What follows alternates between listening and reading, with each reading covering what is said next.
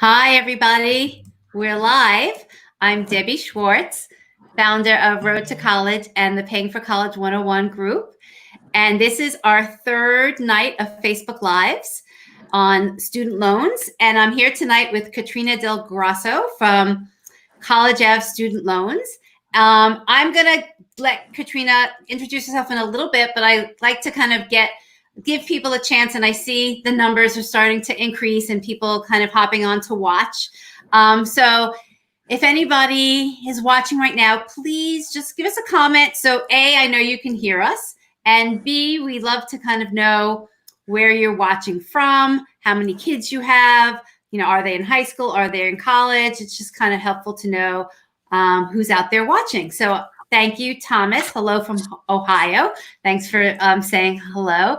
Sharice, I've seen you a few nights in a row, so thanks for showing back up. And anybody else, feel free to just put in a nice hello and where you're from. Pamela from New Jersey, Cheryl from Massachusetts. Great. Michelle from New York. Her son's heading off soon, so this will be very helpful for tonight. Okay, well, thanks everybody for saying hello. So tonight's topic is kind of a little bit more of the details about applying for the federal and private loans. And I have been doing work with College Ave for several years, but I only recently met Katrina a few days ago, and she has a really interesting background. So I'm going to let her introduce herself and tell us a little bit about what she used to do. And I think you guys will all be really impressed, and you might start kind of coming out with lots of questions, but we'll handle whatever you ask tonight. So thanks, Katrina, for coming tonight. And please tell everybody about what you've done in the past and what you do for College Ave. Okay, sure. Thanks, Debbie, and welcome to everyone. My name's Katrina, but I do go by Kat, so if we end up conversing at some point. I have been in the field of financial aid this is my 27th year. So I'm feeling relatively old here. But I started in financial aid at the University of Rochester in 1993. And the other financial aid office that I've worked at was at Syracuse University for a number of years. I also spent over a decade prior to college. I've been at College Ave Student Loans for a year and a half, but I actually spent over a decade in student loans previously. It's sort of sandwiched in between my two colleges there. And then after Syracuse, I actually worked at the College Board for 7 years. Prior to coming to College Ave. So it's kind of been all things financial aid / student loans / College Board for somehow I hit 27 years and Wow. was enjoyed the time spent with the field, just financial aid in general. I love it. Yeah. Yeah. Well, so from all of that experience, I know you have a ton of knowledge just about the process, and you've interacted with families a lot, working in the financial aid offices of those two schools. Yeah. I love the students and the parents and any relatives that I've met along the way of the students and guardians and friends and siblings. Sometimes, they used to bring their 10-year-old sibling in, for the meetings and stuff. So I've always loved that part of it. And that's kind of kept me grounded, to be honest with you, in terms of who we're serving here. So one thing I just wanted to note, because I think, as parents or as students, and until you get to school or, you kind of see the financial aid offices as black box, and so you're very approachable, and I'm sure, and you represent, a lot of like the financial aid professionals who work at colleges. So people shouldn't be afraid to call and ask questions because you're there to help. Absolutely. I think that's a good way to put it. I think it's kind of it's this scary topic that's super confusing, to be honest with you. I've talked to so many people over all these years, and it could be run the gamut. I mean, people just, even some of the simplest things, like you think it might be easy, it just it's like, there's just so many questions that can trigger. So I would say up front right now, don't feel bad for asking questions, because honestly, you're not alone. And it's really just not an easy topic to sift through because there's so much information. So please don't feel bad for, shooting questions tonight to Debbie, and I'll try to answer as best as I can for you. But the financial aid folks in general, in the community, nationally, I mean, we all a lot of us, we all know each other. It's just a big network, and they have big hearts. They really do want to help families, and so I know it can kind of seem like they're far away when you're right. doing things via email, and now we're in a pandemic, so you can't even visit the campuses in the spring to go see them. But they're approachable. So, okay, well, let's get started. So I mentioned that tonight we're going to talk kind of a little bit more of the details about applying for federal and student loans. And maybe, we'll start with the federal loans, because federal direct student loans, because if you guys have been watching the past two nights, if a student needs to borrow money, everybody recommends that you absolutely should take the federal direct or Stafford loans always, because they're going to be at the lowest rate a student can get in their own name. But there's still a process of applying for those and kind of knowing where all that information is. So can you give us like an overview of how a student goes about applying for those federal loans and where they'll see that information? Do they have to interact with the financial aid office? Kind of how does that piece of the process work? Sure. Well, a lot of it is, it's electronic. So, the process itself to apply is electronic. We've sort of moved away. My first job in financial aid at the University of Rochester was hand signing loan applications. So back then they were like triplicate forms, and it was all very 1993, But now everything's electronic in terms of these applications. So what you will do is, at this point I'm guessing, because it's June 18th, many of you have already received a financial aid offer letter from the colleges, and you've probably made decisions on where to go. Maybe some of you haven't yet, because a lot of the process this year is delayed due to the pandemic, and schools have pushed their deadlines back. But nonetheless, if you have applied for financial aid, hopefully you have at this point, and received an offer letter, it would have included, most likely, hopefully grants, which are free money, or merit scholarships, which are also free money. You don't have to pay those things back, but also maybe federal work study, and then certainly the federal direct loans. There are some colleges that actually, I would say they were pretty few and far between, but there are some colleges that actually don't package loans. And when I say package, I mean, like, if you think about your letter, your offer letter, or maybe you got it via an email or a student portal, wherever you viewed those things online or on paper, they typically would include a federal direct loan. But it is possible, because there are some colleges that don't put them on there up front, but you are still eligible. You can actually approach the college and let them know that you do want to participate in the federal direct loan program for the student. So for any of you out there that happen to not see that on the letter, you can actually. And actually, that's a good point. That question did come up one of the past two nights, where somebody said, I wasn't given the federal direct loans. And, everybody who fills out FAFSA can get it, whether or not it's listed on your financial aid form. Usually the schools that don't put them in the award letter or the offer letter, as it's the semantics, it's the same word, really, award or offer letter.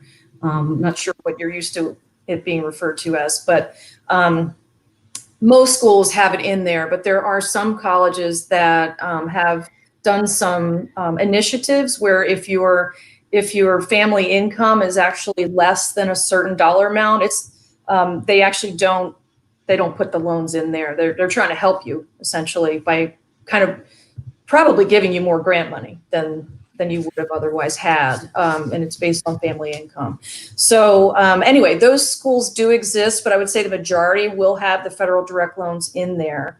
And then if you do want it and it's not in there, just let the school know that you're interested in receiving some of the federal direct loans. So if they are in there, and even if they're not and you want to pursue it, the way to apply basically is you're going to really follow the advice of the college that you've chosen. So if you're at the point where you actually haven't decided where to go and you haven't submitted your enrollment deposit at your school because maybe their deadline was pushed out, or maybe you're looking at a community college or something where they have kind of a rolling admission, they don't have a quote unquote deadline. Follow the school that you've chosen, follow their path, because they are going to point you to either they might have an online portal that they might have you travel through that path. They may have you just read the instructions on their website, which will tell you how to go about doing it. And in the end, you will end up at studentloans.gov. Which is really studentaid.gov. It redirects, but studentloans.gov, that's really where you're going to end up. But I would follow what the college is telling you, because they may have other parts and pieces and parts of the process. Maybe they want you to accept your financial aid in a portal. And in addition to that, they want you to proceed with your federal direct loans through that portal. And so it's best to kind of make a habit of doing it the way that they do it at the school, and then you will be guaranteed not to miss future deadlines and things like that. So that's really the best advice, is to follow what they're directing you to do. I think you'll end up being more pleased over time, because the student will be used to using that over a 4-year degree or 5-year degree if it's an extended program. So and then we get this question a lot, and I mentioned it to you earlier. People follow the directions. They end up, at the student aid, .gov website, and they've, requested, and they've kind of, gotten their loans, but then they don't know. Then they don't know what other information they should be waiting for, or what other information should they have, like, going forward after that. Yeah. Okay. So there's a lot of different parts of the process. And this is why I said earlier, it's like you could be so on top of things, but then it's so easy to miss a step, So the best advice, again, is to follow what the school is telling you to do. And hopefully they're quite communicative with you in terms of the steps that you have to take, and hopefully it's clear. But just from a high level, here's what you have to do in order to get a federal direct loan to disperse to your account at the college. You have to complete what's called a master promissory note, which is otherwise known as an MPN. The world of financial aid is full of a gazillion acronyms. So used to that now. You already know that from filing the FAFSA, which is the free application for federal student aid, but you are about to embark on a multi-year process of acronyms. So MPN is actually, the master promissory note is really like a loan application for the federal direct loan program. And you will, as the student, this is the student completing it, because it is their debt. So I would like to, technically, I think on the MPN, it does, kind of reiterate, like, you have to be the student filling this out. It can't really be the parent, filling it out technically, because it is the student's social security number on there, and they are responsible for the debt and repaying it some other day. So the federal government wants the student to complete that master promissory note. The good news is that, like I said, it lasts 10 years. So you could borrow for multi-years through that one application for the federal direct, subsidized and unsubsidized loans on that same MPN.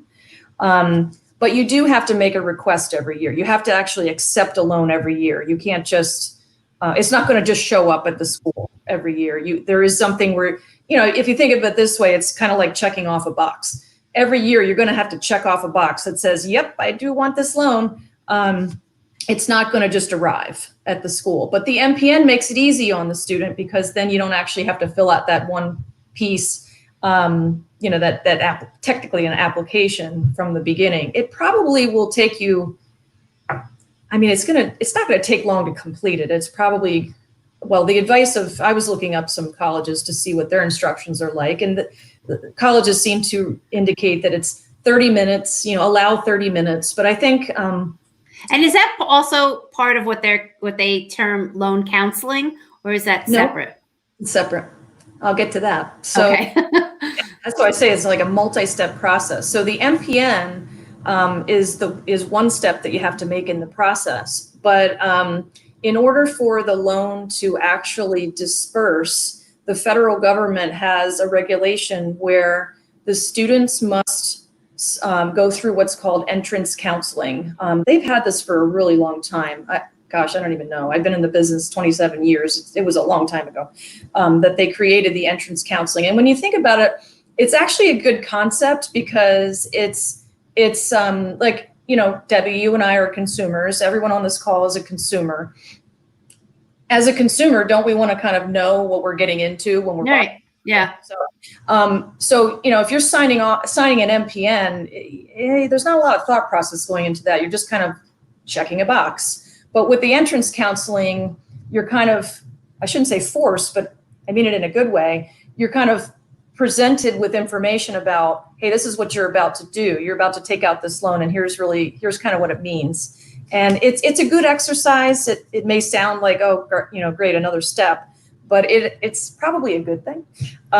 So those are done electronically as well. And so you will follow the advice of the college as well on that, because they will link you to whatever they want. They're going to get you down the path that you need in order to get the entrance counseling done and also the MPN.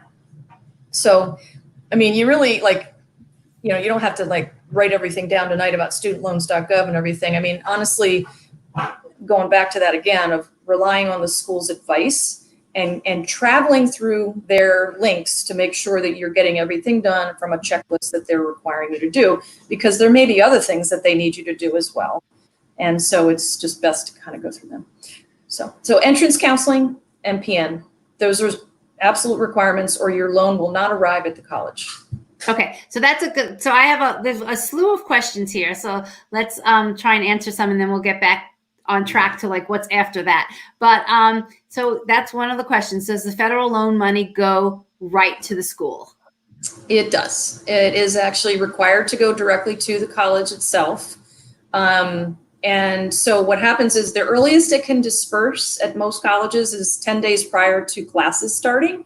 So if you are going to a college that, let's say, starts, the day after Labor Day, it'll be 10 days prior to that Tuesday, whatever that is. There's a lot of colleges actually this year. We've been tracking a lot of data at College Ave, and so we've been keeping track of what schools are doing this upcoming fall. There are actually a lot of colleges who are starting early in the first or second week of August.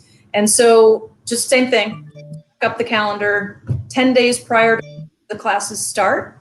That's the earliest that they can disperse the loan for you. And students shouldn't feel, and parents shouldn't feel nervous. If they've taken the steps that you said, they've followed what the college has directed them. They've taken their, master promissory note. They've checked that. They've done the loan counseling.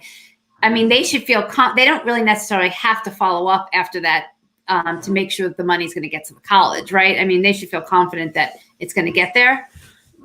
Yes. Now, there was a little hesitation to your yes. you just never assume, but here's the thing, one of the triggers that would make you know that there's a problem would be that when this college sends you a bill this summer, which they're starting to do now, and they will be doing so in July, on average, that's sort of the regular time frame. It depends on the type of college, of course. But if you're going to attend a 4-year public or private college, that's sort of the timing we're looking at here. If it's community college, maybe it'll be a little bit later, but in some cases. But when you get a bill from the college, what it will do is it will show you what we refer to in, I guess my campus world as anticipated credit. So it's kind of like, hey, we know that this direct loan is not dispersed yet, but we know it's coming. Same thing if you have grants on there, they're going to be sitting there as anticipated credit. If you have taken out a federal plus loan, which is the parent loan, same thing. Or if you took out a private loan, like through College Ave, that would show as anticipated credit if you've done all the steps that you need to do. If the federal direct loan is not there, then that's why I hesitated on my answer, because it's like, well, if you did the MPN and the entrance counseling, you think you did everything, but it's not showing on the bill, that's definitely a trigger. So you should definitely follow up and find out why it's not showing on there. That means there's something missing.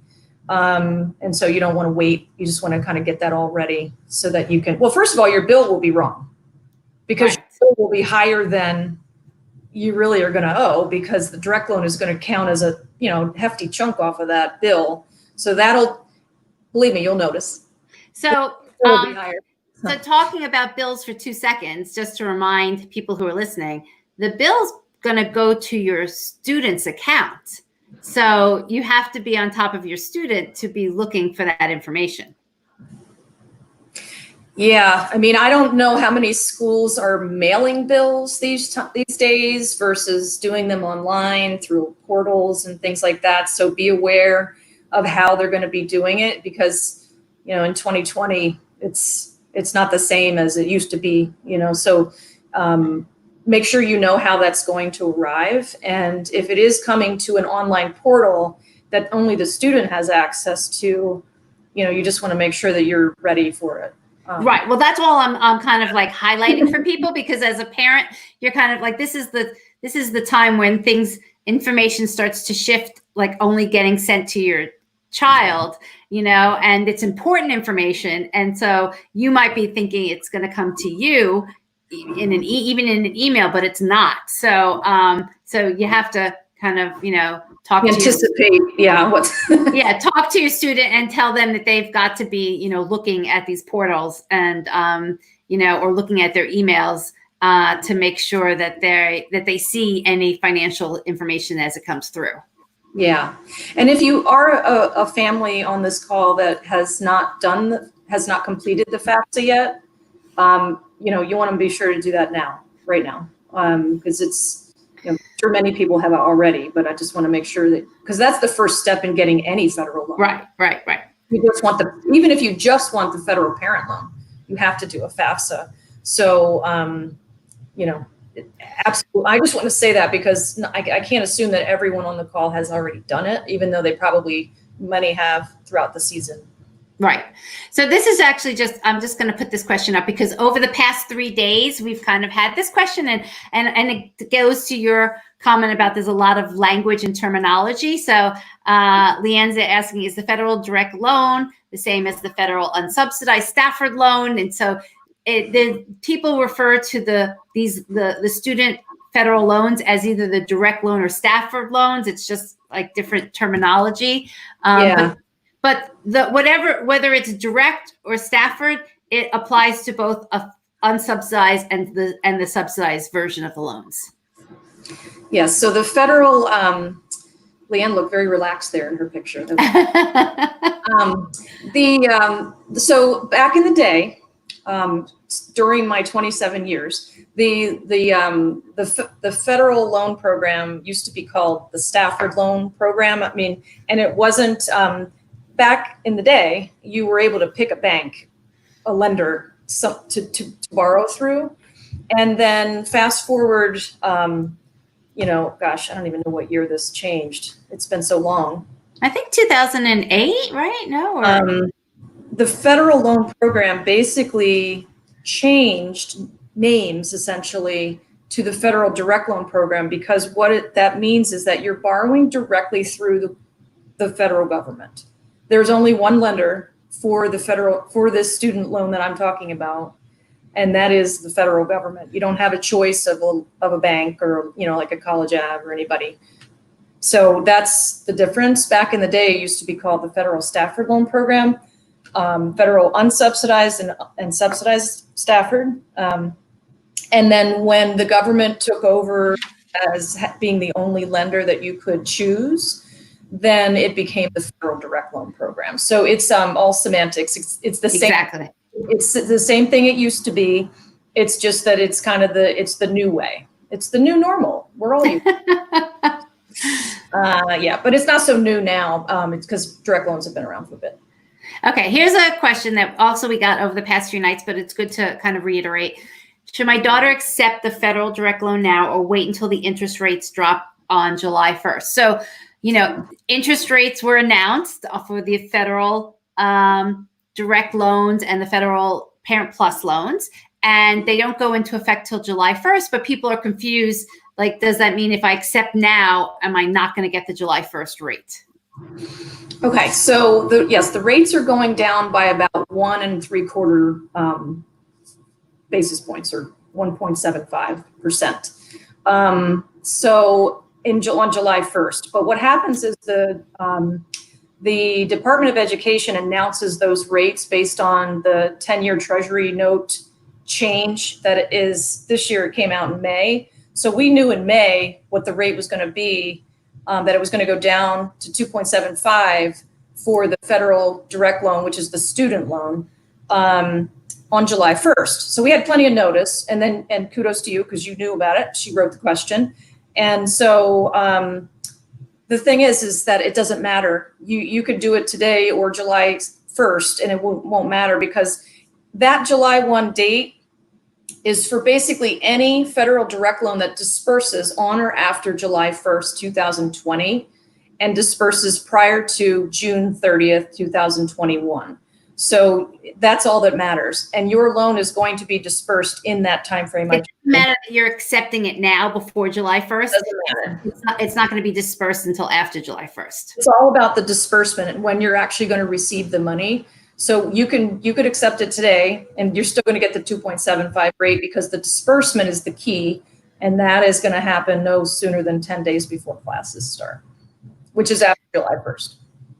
Okay, so Robert has a question about how long do you have to pay off federal student loans? Like, is there a set time frame? Well, the standard term is 10 years. There are actually, there's different repayment plans with the federal direct loan program. You can pay it off in 10 years. That's called their standard repayment term. There's no penalty for paying it off early. So for any of the loans I'm talking about tonight, whether it's the federal or the private, typically the private loans are the same. You don't usually get a penalty if you pay it off early.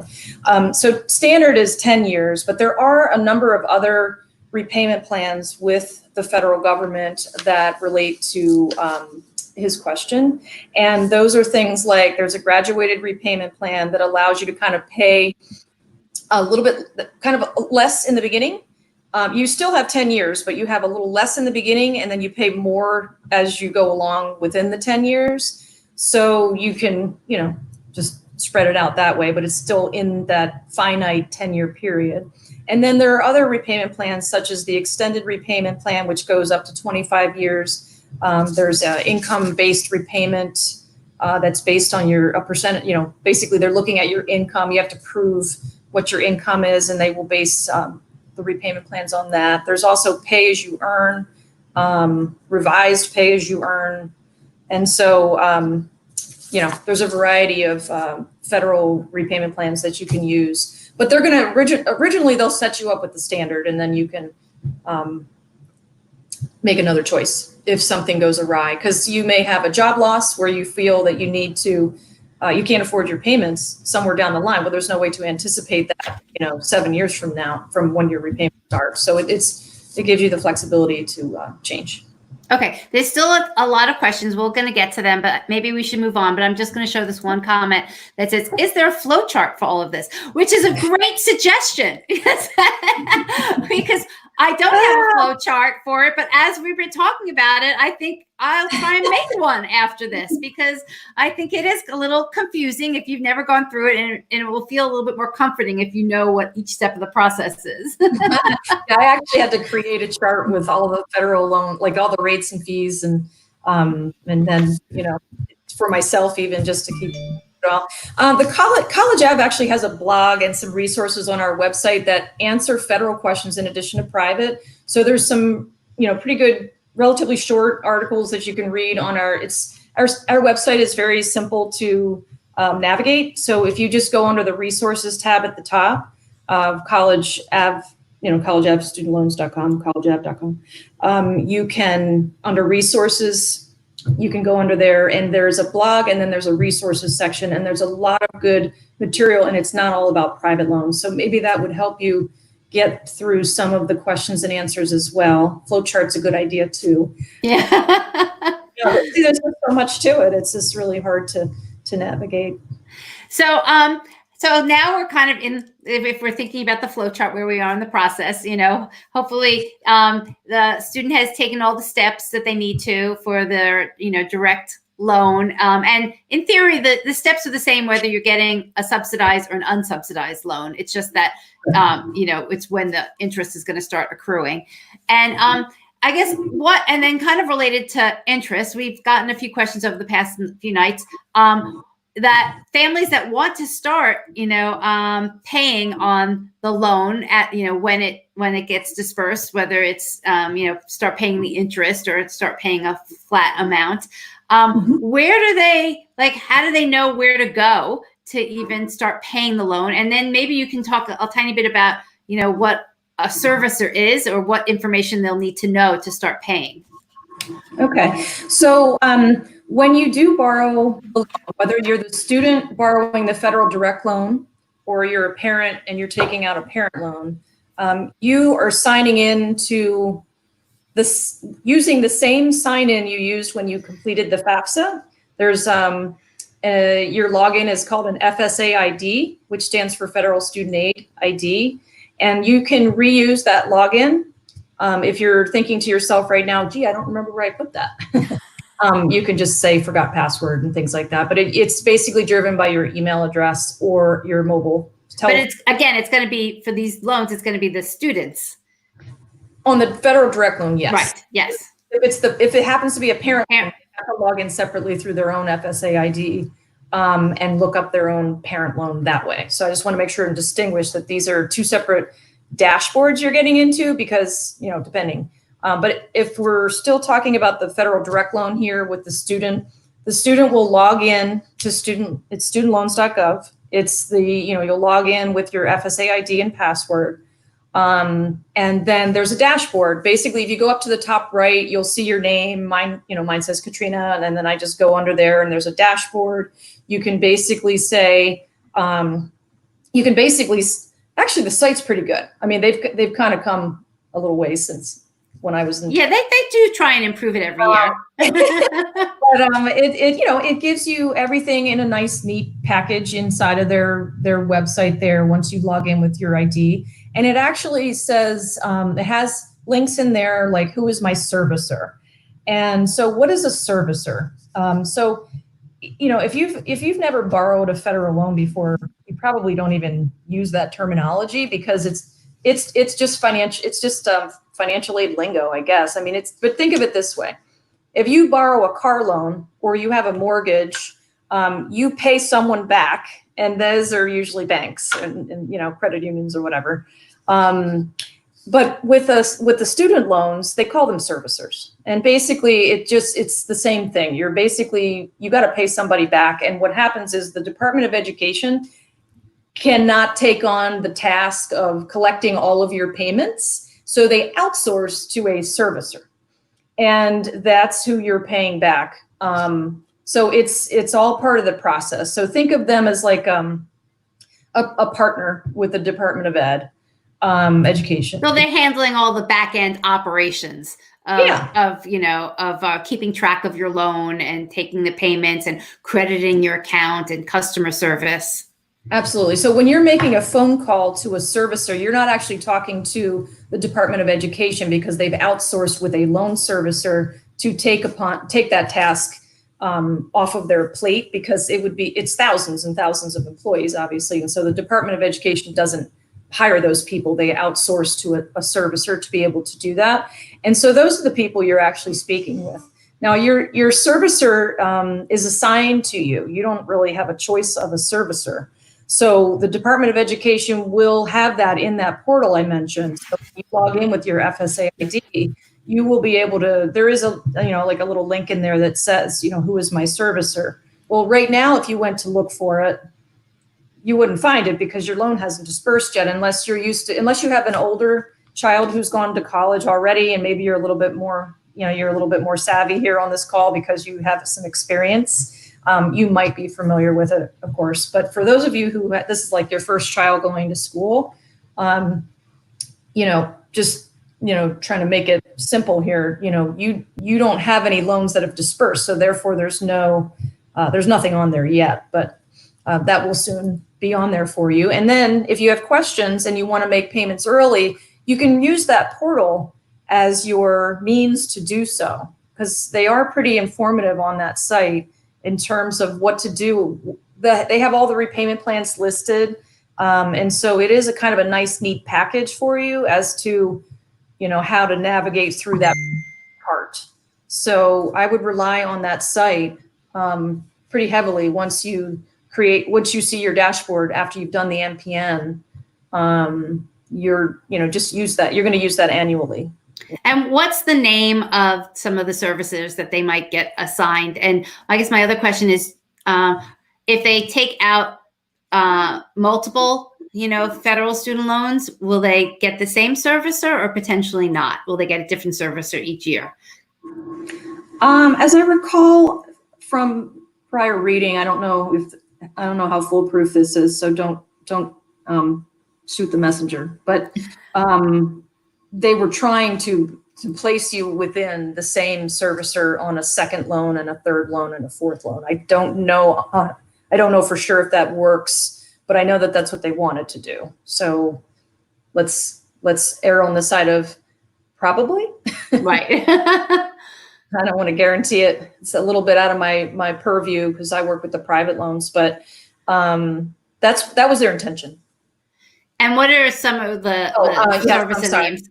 Yeah, so Navient is one of the Navient, Via, Mohila. I know some of these servicers have older loans too, and they're not really taking on new loans. But there is a list of all the servicers and their phone numbers, and the links are right there within your dashboard.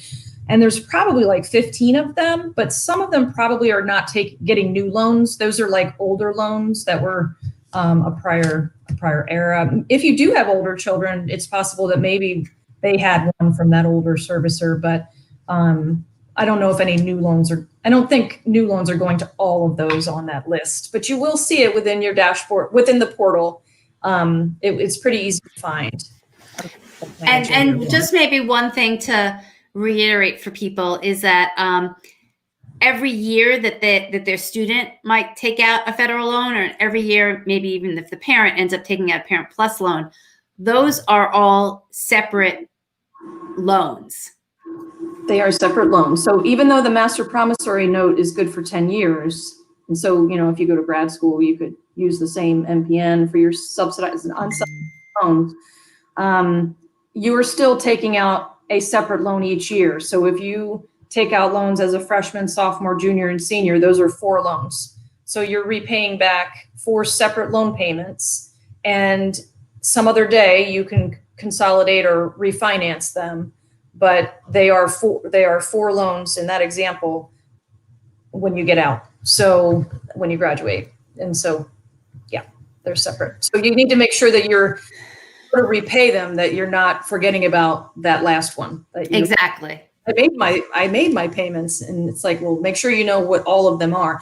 Also, the good news is that there's also a requirement on the back end of college where the school requires the student to go through. Actually, it's a federal requirement. It's not the school's requirement. You have to go through what's called exit counseling. So you have entrance counseling on the way in, entrance on the way in, exit on the way out. Seems pretty simple. And so they're going to reiterate to you on your way, on your way out, when you're graduating, that, okay, here's the process and here's what happens. In other words, you're not left to your own to figure it out. They're required to have you do exit counseling, which will give you the advice that you need on the back end so that you're ready to go and you understand what's kind of coming next. Okay, so there's one question here, which, and then we're going to move to private loans. do they disperse all 5,500 minus the fees for fall semester? So what Kristen is asking is, you might ask for a loan, which is the full amount of the loan, and does it get dispersed all at once or multiple times during the year? So if you go to no, they actually split it into even disbursements based on the number of, the terms that you have. So you have a fall semester, a spring semester. Now, if you are going to a college that has a quarter system, I'm leaving you out here on this one, but just so I can keep the example simple. But for fall and spring, if you are on a semester, going to a school that uses semesters, it'll be half in the fall and half in the spring. So $2,750 in the fall, $2,750 in the spring, minus the fees. So for the federal direct loan, the fees next year are the same as this year, which is 1.062%. Comes off the top. So it'll be $2,750 minus 1.062, percent of $2,750. And I know that there's somebody asked this question somewhere along the line, so I'm just going to ask it. I'm not sure I'm going to find it to pop it on the screen, but when does interest actually start accruing if you're getting an unsubsidized loan? Okay, so the subsidized loan does not accrue interest while the student is enrolled in school and all the way through the grace period, which is basically 6 months after they graduate or less than half time. So the subsidized loan is no interest is accruing at all until later. The unsubsidized loan, which was the question, is basically accruing interest while the student is enrolled in school. And you can kind of think of it this way. It means that, the government is not subsidizing it for them while they're enrolled. You're having to take on the fact that the interest is accruing while you're in school. The interest does not accrue on anything until the money actually disperses to the college. So the interest is only accruing on the $2,750, not the whole $5,500, until that, basically it's just going to start ticking. The clock will start ticking when the $2,750 goes through. And then it'll only be based on the $2,750. And then in January or whenever, when that second disbursement goes through, that's when the interest will be coming off of the whole $5,500, or will be accruing based on the whole $5,500. So hopefully that made sense. But they're basically not going to charge you interest on something that you don't have, because you don't have that money yet. And the same thing applies to private loans. And the same thing applies to private loans. Yes. Mm-hmm. So, which is good, as a consumer, it's like, well, I don't want to pay interest on something I don't have yet, Right. That doesn't sound fair. And so luckily the system works on this one. So. Okay. So we're going to shift now a little bit to private loans. If, your student's already taken out the federal direct loan and you still need, more money to cover the college costs, and you might be considering the Parent Plus loan, but you should also, from a consumer standpoint, be at least investigating the private student loans and make a comparison. And if you decide to go with a private loan, we're going to go a little bit more through the process, but this is a quick question, which kind of is relates to the question earlier. With private loans, does it matter if we apply or accept before this July 1st date? So the July 1st date was really for the federal interest rate, but so, maybe you can kind of explain whether this July 1st date applies to private loans. No, it does not. So private loans have, I can speak for College Ave. We have variable and fixed rates, and with different lenders will have variable and or fixed rates as well. And so for us, we review our rates monthly. So they could change, they might not change. But basically, if you liked our rates today, or if you liked a private lender's rates today, it's all a game of chance. You really don't know what our rate is based on the 1 month LIBOR, which is super low right now. So it's a really good time to be a borrower, whether you're getting a car or an education or a house, so if you wanted to kind of take a chance that, wow, these rates are great. I've used the College Ave qualification calculator, and I think that, this is actually a really good time to do this. I'm just going to do it now and apply and go through the whole process. If you wait until after July 1st, the rate could change. It may not. Right. So I mean, you can't make any guarantee. We don't know. We can't say. As a mortgage, you just Right. don't know where it's going to go in a month or whatever. So that's the only thing with it. But however, regarding the timing of the question itself has actually triggered me to say something else, because you're getting to the stage of the summer where especially if the student is going to a college that is starting early, and we're talking about early August here, all of a sudden it's June 18th. Yeah. Where the time went. Quite frankly, with the pandemic, I don't even know what day it is. But, all kidding aside, but it's funny. Right. But so you really kind of want to start as early as you can. You don't really want to wait too long. So I'll say that now, and I'll probably say it maybe again, but it's, you have to allow time for the process. If you want to get the money there on time and you want it to show up on your bill as anticipated credit, don't wait too long, or some of that stuff's going to come, unraveled a little bit. Well, but maybe you could walk through a little bit of the timing for a private loan. Let's just pick a date, and let's just say a student is now going to have to start August 1st. So we're at June 18th. I mean, what should a family be doing now?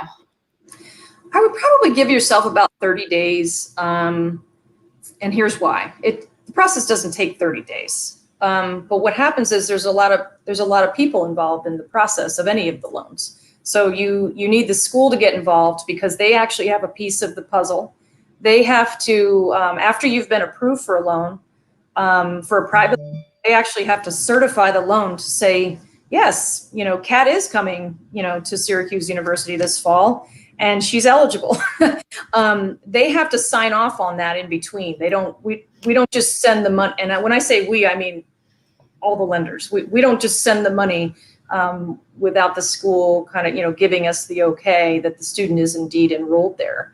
And so that's a piece in the middle, and the colleges are getting a ton of volume of work at this time of year. So it's like, we don't know, while they are very fast-paced people and they get a lot of work through, it does take time when you've kind of got all of it coming down at one time. You know what I mean? Trying to fit through that funnel. So you want to kind of allow for a little extra. So that's why I say 30 days, because no, it doesn't take 30 days, but that way you don't run into any problems. Like if the school is just received hundreds of these in a day, they're only human. And is there any risk of applying too early? Like, let's say it's June 18th, but my daughter's not going to go to school until, August 28th. And so that's more than 30 days. If I applied today, is that too early? Would that cause any issues? So again, you'll get the rate that it is today. Like if you sign off on the loan, you'll get whatever the rate is. And if it happens to change, if you applied 3 weeks from now, that's one thing.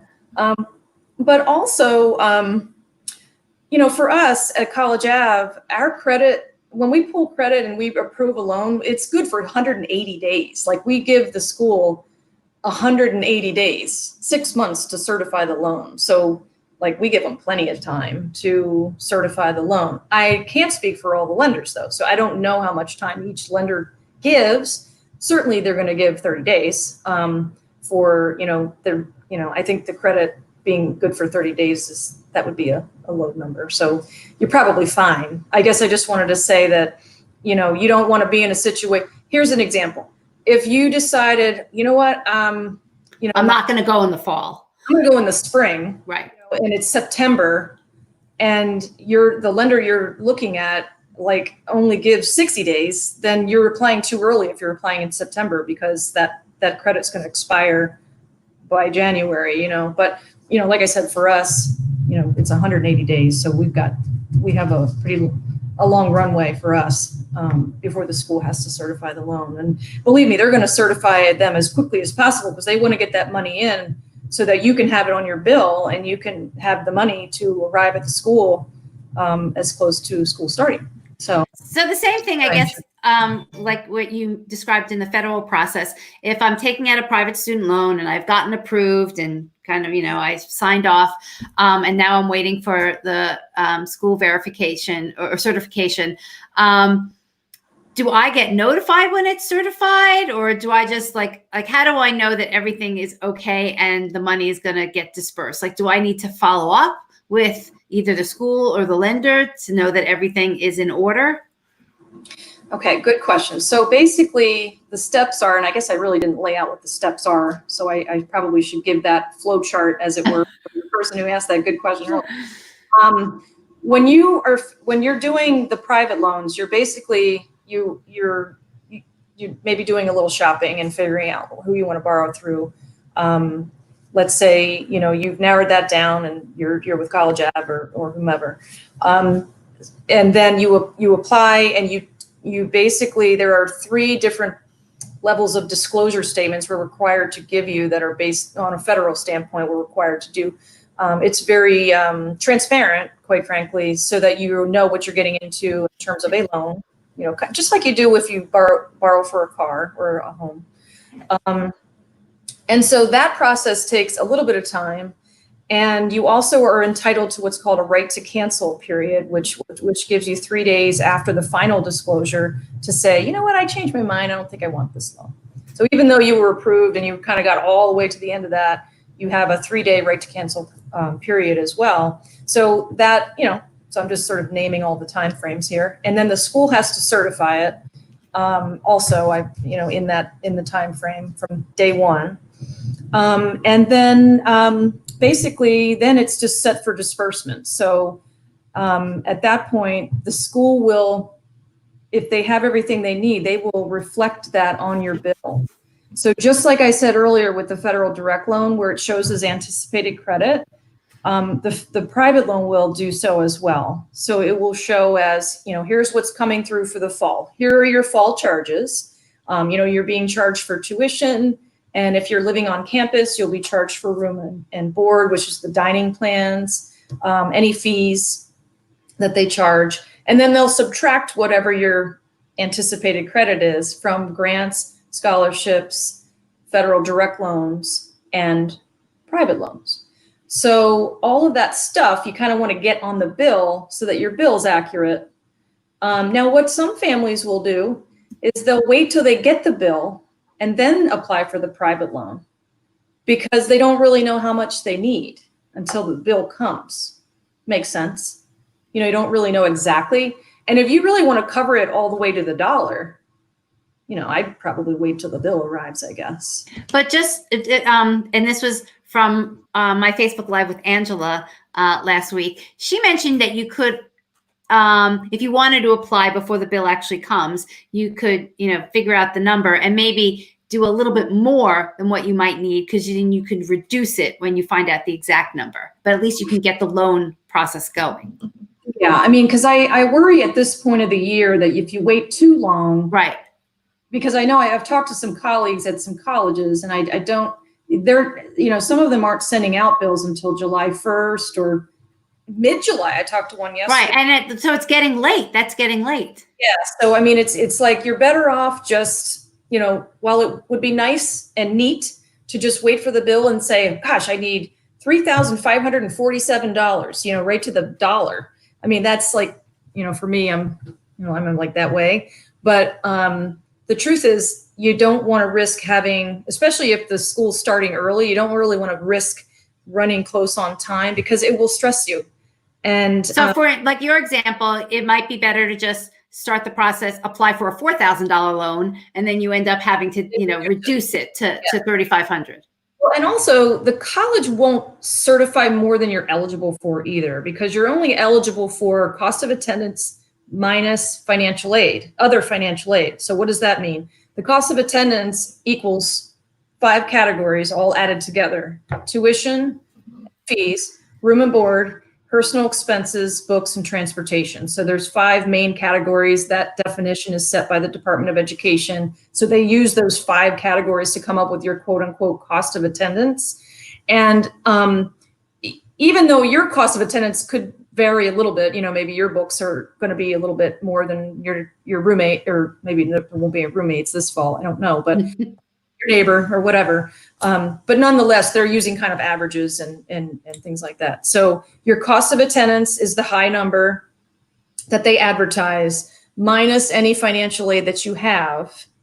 And financial aid includes grants, scholarships, work study, and federal direct loans.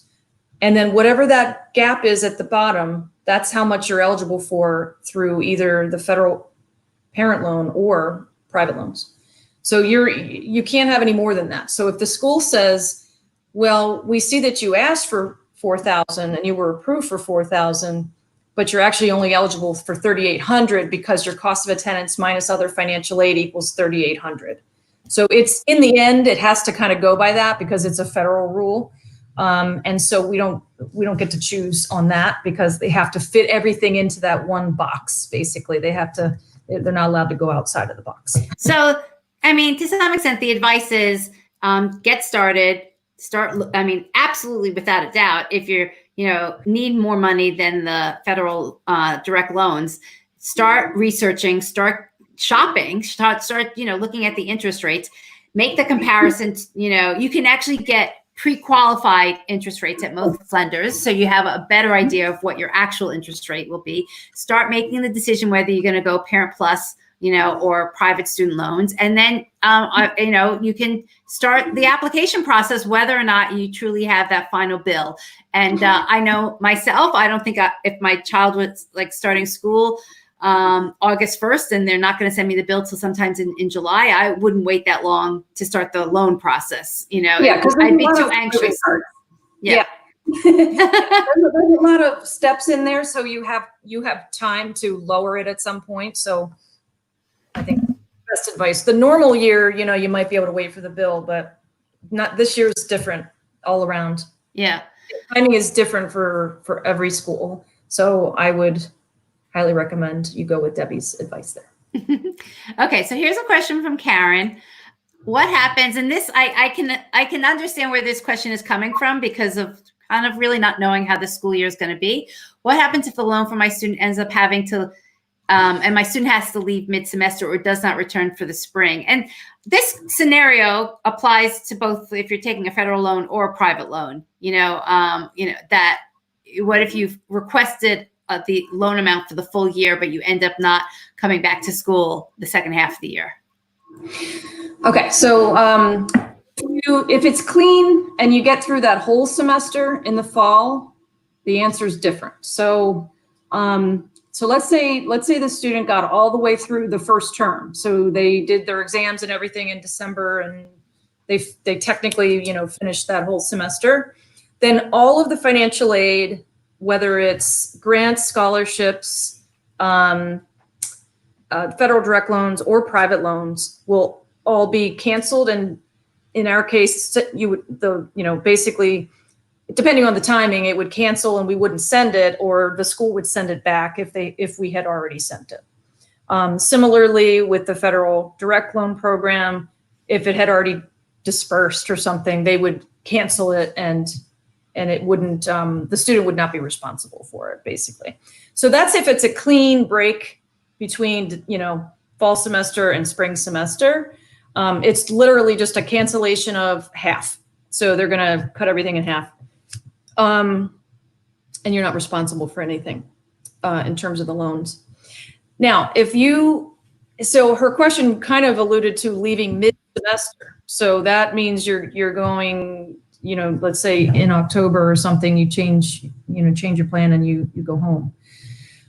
That's a little bit different because then the school is responsible to take on what's called a return to Title IV process, which basically means there's a heavy duty calculation that happens underneath. But essentially what's happening is they have to prorate you on the amount of tuition and fees and room and board that you used based on the number of weeks that you spent going to school there. And then therefore they also have to prorate your financial aid accordingly. So it's a proration situation when you leave early. And if there's room for the private loan in the end, you know, they have to just make sure they're within, they can't be over a certain dollar amount based on the calculation. But if there's room for any private loan funding, they could keep it up to, you know, whatever the new prorated cost of attendance was, or they could send it back. And I would recommend that if that happens, then you're communicating with the student accounts office as to what you want to do with private loan funding. But there is an official process for any federal aid, and it's called Return to Title IV, and it's a proration. Okay. So kind of going back a little bit to the private loans. Let's say now I'm kind of going in the process.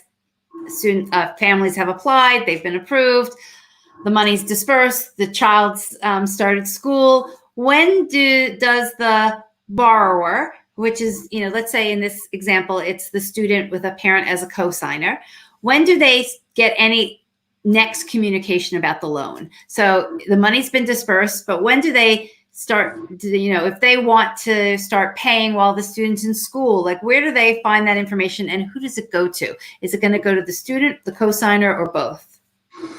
So for us, it's both. I can't speak for all the lenders, all the private loan lenders, but, you know, you would want to ask that question of if you choose, you know, whatever lender you choose, to find out what their process is. But basically, you're going to be receiving, both of you would receive information from us, the co-signer and the student. And we would communicate with the student pretty quickly, well, actually throughout this whole process. So pretty quickly after the loan disperses, like we want to make sure that you know the portal to use for our servicing. We also have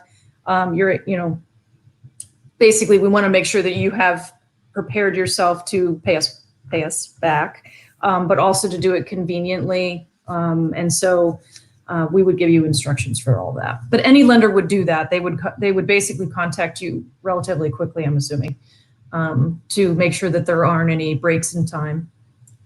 But for some of them, you may be picking, like for us, I mean, we have a multitude of repayment plans, and some of them you may decide not to pay more than interest only during school, or, you know, maybe you don't want to pay anything during school, or maybe you want to pay principal and interest during school. It doesn't matter. But, you know, all that stuff needs to happen within, you know, once the student is at school. So we would contact the student quickly and the co-borrower, and I'm assuming other lenders would as well. So Robert has kind of a question that a lot of people ask. Are you allowed to start paying the loan? And this is, I'm going to apply this to federal or private while the student is still in school. Sure. Yeah. In fact, that's probably a great idea, because then you're paying less in the end. The more, you know, like even if you decided, if you were on, let's say you were on an interest only plan, you decided, you know, I think I can afford that. We have a calculator that's going to, once you're approved for a loan, we actually give you all the different options of, hey, if you pick an 8-year repayment term and you want to pay interest only during school, here's how much your total payments will be in the end. You can select that one and all the way down the line. So it's pretty transparent. So you can see what you're doing right there. But if you decide once you hit repayment and you're paying interest only, and you decide, you know what, I could probably pay an extra $25 a month, and it won't hurt me financially. I think I'll just get, one less, pizza out or something. Then you can certainly do that, and it's only going to help you in the end.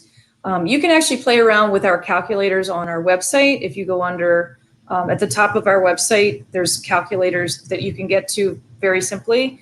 And you can, plug in different scenarios if you were to make, certain dollar amount payments per month versus another dollar amount payment. So hopefully, but it'll be cheaper in the end if you can figure out how to swing that extra, one less pizza a month or something. Yeah, I agree. I like the way you it is like, if you can kind of eliminate some of the little things, then like combine together those little things, can make an extra payment worthwhile. Yeah. In the end, you're talking like, after a 4-year period or something, I mean, you could be saving, hundreds of thousands of dollars depending on what you're putting in extra. So Cassandra's asking, And I hadn't really thought about this question, but if you've got actually a kid who's going to take out loans over multiple years, or you even have two kids starting at college at the same time, if she's co-signed for one child for a loan, can she then co-sign for a second child? Like, I guess, the next year if they also need a loan. Sure. Yeah. I mean, there's separate applications.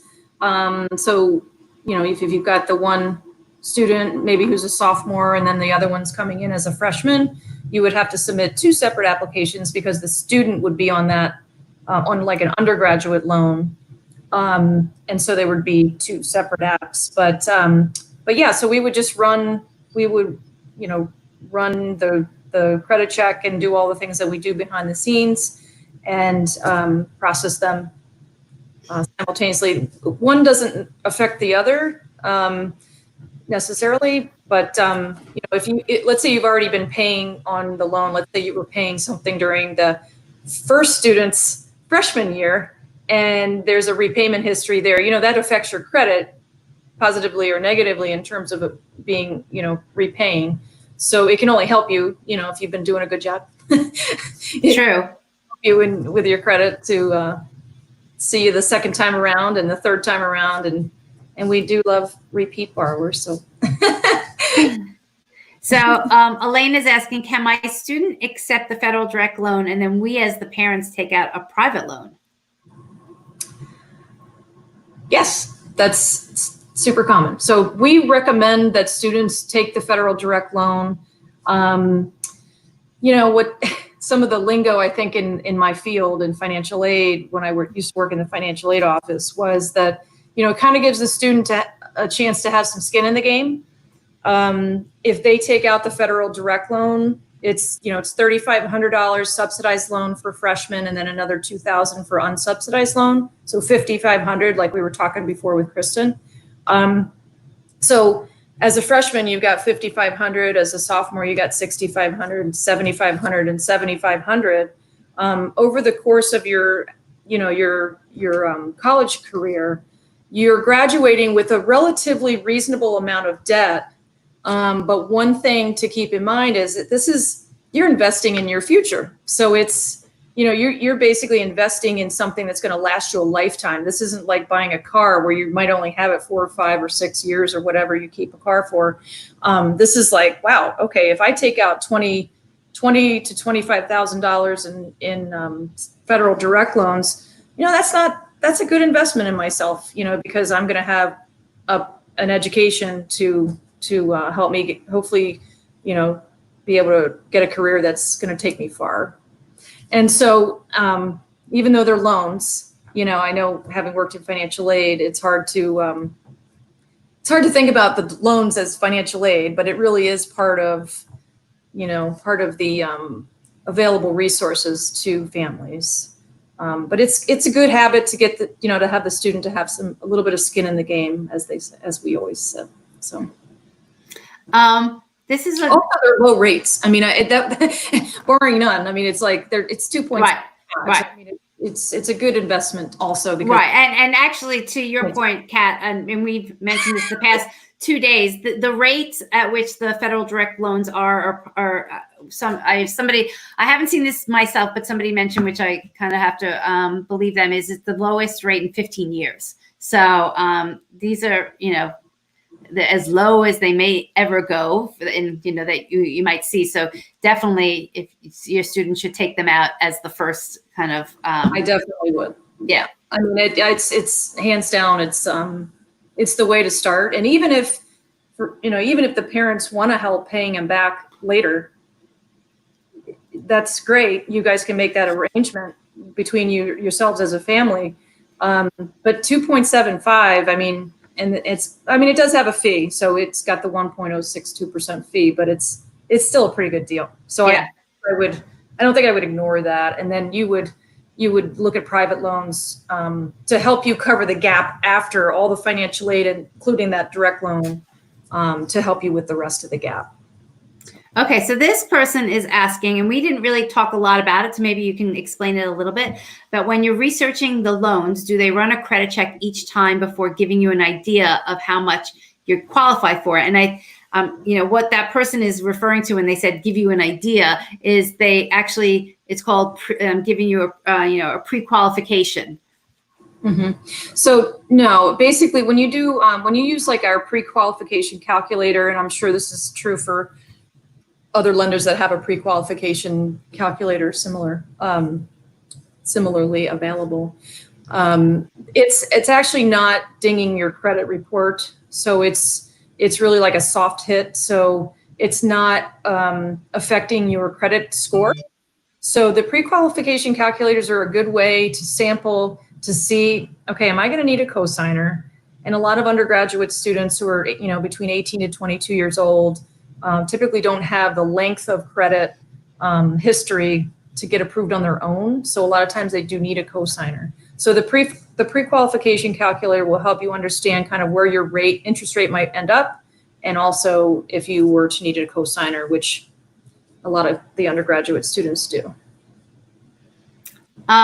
Here's a question from Kristen about a divorce situation. So will the college certify more than one loan for a divorced family situation, which is a fair question to ask. And I'm not sure, Kristen, if you mean private loans, but the answer is yes. I think she might, because I've seen this, situation where the both parents are going to, help pay, and they need to take out a loan, and they're going to take out separate loans. Yeah, that makes sense. And, that's, that honestly makes perfect sense. They could figure out, percentage. I don't know if it, could be something in the divorce decree where it actually says a percentage, it depends. Families, they're all different. So if it's specific, then they'll know exactly what percentage they need to take, or they could do half and half, and each parent applies for the exact same dollar amount. I mean, whatever you folks need to do, but absolutely, you're welcome to have more than one. As long as it all fits within the cost of attendance minus financial aid, you're golden.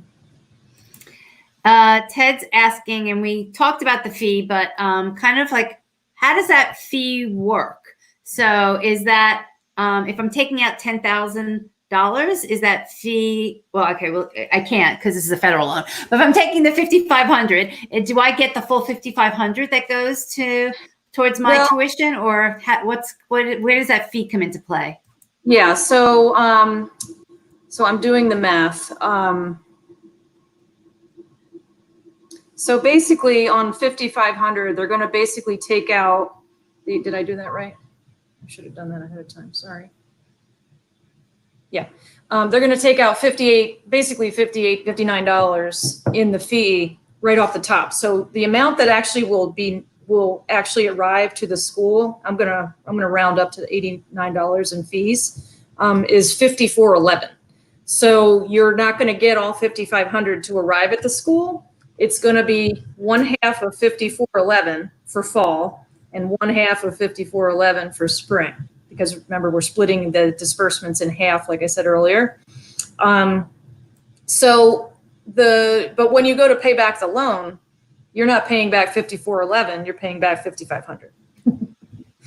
So, because the fee came off, but that just is going straight to the government. We don't have any fees on ours, but I mean, that's an important point. Most private loans, College Ave and particularly, do not have fees, and that's one of the things. If you're comparing private loans to Parent Plus loans, you really, on the Parent Plus loan, need to factor in the origination fee, which is like what, 4.265 something. 4.248. Okay, 24. Yeah. The stake is a little higher when you take out a federal parent loan, because 4.248%, and you're taking out more than $5,500 perhaps. So the dollars start to add up faster. When, let's say, you're taking a $10,000 federal parent loan, that's $425 of fees that come right off the top. When you're talking about the student loan, 1.062, and you're also getting the 2.75 rate, it's still a good, I think it's still a good way to go with the federal Stafford loan. But when you're looking at a parent loan compared to a private loan for like the gap financing, like what's left, I would take a look at that, because, you're shoppers, we're all consumers. So, we're looking at a variety of things. price is definitely up there. So. Okay, another good question. Can parents pay towards the federal direct loans? Well, yes, but the only way that you'd be able to do that is if you were,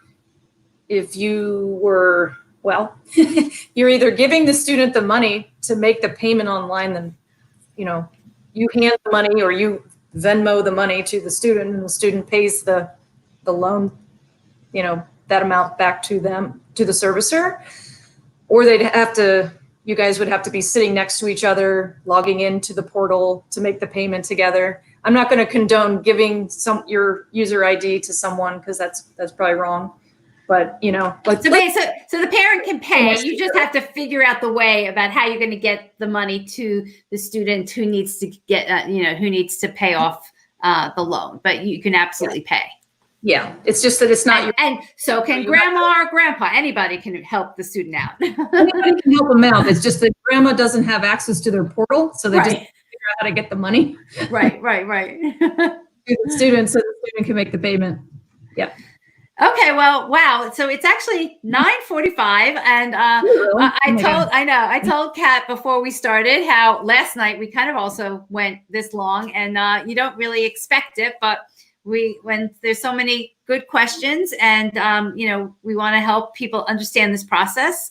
And as you mentioned at the very beginning, it's not hard, but there are a lot of kind of moving pieces. And so, and if you've never gone through it for the first time, you're anxious and you just want to know that like you've done it right, or is there another step that you don't want to miss and screw it up, and you think the money's going to be there. And then the next thing you know is, it may not be there, and there might've been something minor that you missed. So hopefully everybody has gotten a much better sense of all the steps that are involved. And I love the person's idea about a flow chart. We're going to work on that.